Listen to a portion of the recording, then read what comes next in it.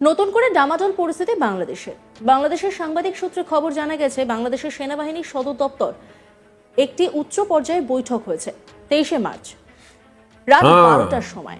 বাংলাদেশ সেনাবাহিনীর সদর দপ্তরের কমান্ড সেন্টারে এই বৈঠক অনুষ্ঠিত হয়। সেনাবাহিনীর প্রধান জেনারেল ওয়াকার উজ্জামান এই বৈঠকে সভাপতিত্ব করেন। ছিলেন 5 জন লেফটেন্যান্ট জেনারেল, 8 জন মেজর জেনারেল এবং বহু इंडिपेंडेंट ब्रिगेडियर।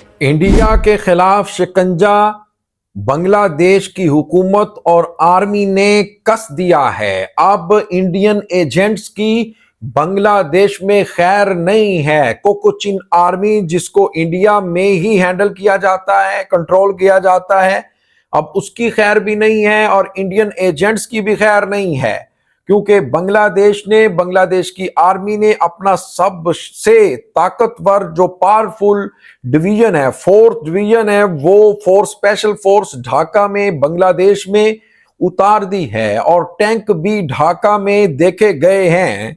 इसका मतलब ये है दोस्तों कि कहीं ना कहीं अब कोई बड़ा ऑपरेशन होने जा रहा है और एक शटअप कॉल भी दी जा रही है दुश्मन मुल्क को। वो दुश्मन मुल्क कौन सा हो सकता है, खुद बताइएगा। अस्सलाम वालेकुम दोस्तों, আমি এহসান খান আর আপনারা দেখছেন এহসান খান ইউটিউব চ্যানেল। আশা করি আপনারা সবাই ভালো আছেন।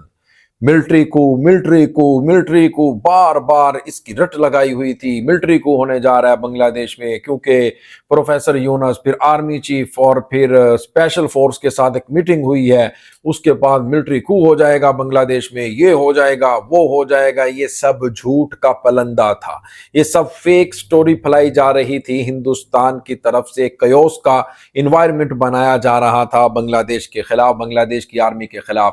दोस्तों ये तो ना हुआ, लेकिन हिंदुस्तान के ही खिलाफ एक बड़ा शिकंजा कस लिया गया है बांग्लादेश की आर्मी की तरफ से। और क्योंकि बांग्लादेश की आर्मी, बांग्लादेश की DGFI, इसको इत्तलाआत मिली हैं, इंफॉर्मेशन मिली है कि कहीं से हमला हो सकता है, दुश्मन कोई चढ़ाई कर सकता है, तो उसके लिए तैयार रहने के लिए बांग्लादेश ने अपने जो टैंक हैं वो भी उतार दिए हैं। अपना जो स्पेशल फोर्स है, 4th डिवीजन की पावरफुल जो फोर्सेस है बांग्लादेश की, वो भी मैदान में उतार दी है और बांग्लादेश को महफूज रखने के लिए। क्योंकि बांग्लादेश में जो कोकोचिन आर्मी है जिसके बारे में कहा जाता है, इसको भी इंडिया कहीं ना कहीं सपोर्ट करता है। और फिर इंडिया की जो रॉ एजेंसी है उसके खिलाफ भी अब बड़ा ऑपरेशन शुरू हो चुका है। तो इसका मतलब ये है कि भाई मिलिट्री coup तो नहीं हुआ, लेकिन इंडिया coup हुआ है। इंडिया को सही मांझा लगाने के लिए, इंडिया के जो एजेंट्स हैं उनकी ठिकाई करने के लिए अब 4th डिवीजन जो फोर्स है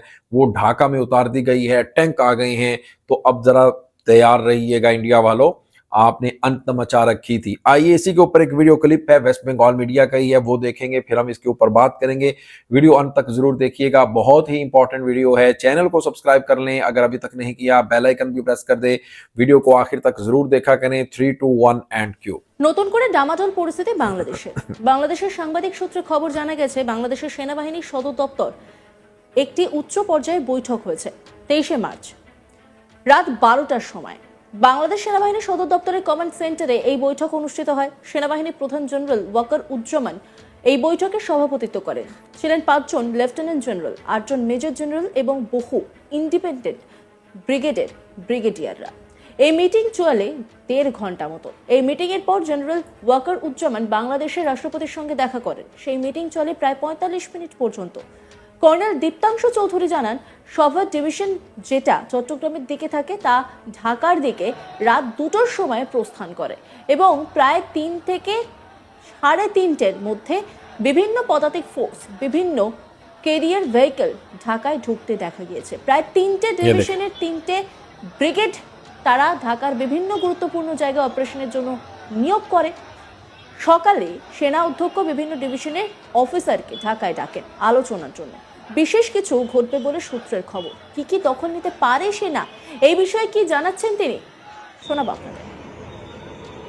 আমরা প্রত্যেকেই জানি গতকাল রাত্রি 12:30টার সময়, এখন ভারতবর্ষে এই মেসেজটা আমাদের কাছে এসেছে, রাত 12:30টার সময় 5 জন লেফটেন্যান্ট জেনারেল বাংলাদেশের সামরিক বাহিনী, 8 জন মেজর জেনারেল এবং বহু ইন্ডিপেন্ডেন্ট যে ব্রিগেড আছে এবং যে ডিভিশন আছে তাদের মেজর জেনারেল এবং ইন্ডিপেন্ডেন্ট ব্রিগেডের ব্রিগেডিয়াররা সেনা অধ্যক্ষ জেনারেল ওয়াকারুজ্জামানের কাল রাত্রি একটা মিটিং ডেকেছিল এবং আরো ये পাচ্ছে देखिए এই জন্যে যে মার্কিন যুক্তরাষ্ট্রের ট্রাম্প খুব ক্লিয়ারলি বলে দিয়েছিলেন 2-4 মাস, এই 2 মাস আগে যখন আমাদের প্রধানমন্ত্রী নরেন্দ্র वाह মোদীর সঙ্গে বৈঠক হয়, সেই সময় ক্লিয়ারলি বলে দিয়েছিল বাংলাদেশ নিয়ে যা ভাবনা চিন্তা এবং যা করণীয় আছে সেটা কিন্তু ये নরেন্দ্র टैंक মোদী, আমাদের ब्रिगेड প্রধানমন্ত্রী নরেন্দ্র মোদীজি ফাইনাল ডিসিশন নেবে। কিন্তু আজকে সেটার দিকে দেখতে পাচ্ছি বাংলাদেশের সেনাধ্যক্ষ ওয়াকারুজ্জামান আজ এই মিটিং এর পর কি ঘোষণা করতে যাচ্ছেন এটা 5 আমরা लेफ्टिनेंट जनरल অপেক্ষায় আছি। এটা 12টার মধ্যে ইন্ডিয়ান স্ট্যান্ডার্ড টাইমে আমরা জানতে পারবো কি ঘটনা ঘটবে। তবে বাংলাদেশের ইন্টারনাল সিচুয়েশন ভালো না। হতে পারে যে সেনা একটা কমিটি করেছে কিছু জেনারেল, লেফটেন্যান্ট জেনারেল আর মেজর জেনারেল নিয়ে, হতে পারে একটা কোনো বিশেষ সূচনা আমরা 12টার সময় পেতে পারি।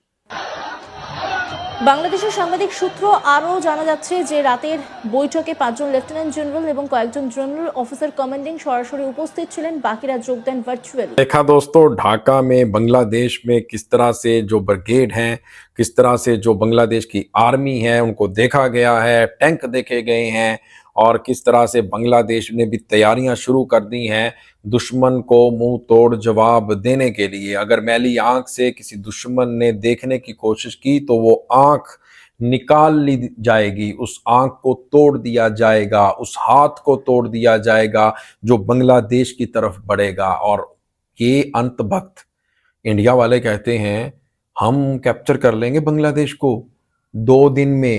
और भाई 2 दिन तो बहुत आपने बता दिए, कम आप तो 2 दहाइयां 2 डेकेड्स में भी बांग्लादेश को फतह नहीं कर सकते। बांग्लादेश में जीने वाले जो लोग हैं ना, वो एक कौम है, एक कौम। उनके अंदर लड़ने का जज्बा है, उनके अंदर ईमानी ताकत है, वो आपसे कभी भी नहीं हारेंगे। 1971 है नहीं है ये 2025 है। 1971 में तो बांग्लादेशियों ने ही इंडियन को सपोर्ट किया था, उनको खाना दिया, पानी दिया, उनको हेल्प किया, उनको घर दिया, उनको छत दी इंडियन आर्मी को। फिर कहीं जाकर ये अंत वक्त कहीं थोड़े बहुते कामयाब हुए हैं। लेकिन अगर बांग्लादेश 17 करोड़ बांग्लादेशी ही जब पूरे इंडिया के खिलाफ हो जाएंगे, इंडिया जितना मर्जी जोर लगा ले, ये उनकी भूल है कि वो बांग्लादेश से जीत सकेगा। तो जी मिलिट्री कू वाला जो तमाशा लगा रखा था इंडियन ने, वो तमाशा तो खत्म हो गया है कि बांग्लादेश में मिलिट्री कू हो जाएगा।